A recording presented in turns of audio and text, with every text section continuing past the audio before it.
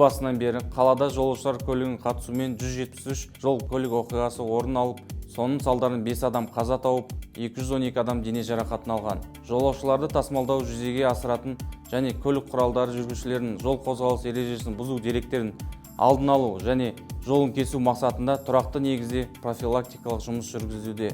Атап айтқанда, жұмыс және демалыс режимін сақтау және ұйқышылдықты жеңудің қарапайым ережелері туралы айтып өтсек.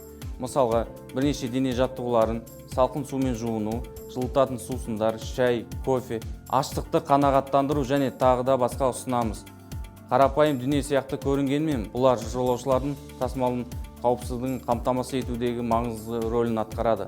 Сонымен қатар, автокөлік кәсіпорындарының басшылары мен медицина қызметкерлеріне көлік жүргізушілерінің шаршау дәрежесін анықтау үшін күнделікті тексеруден өткізу ұсынылады.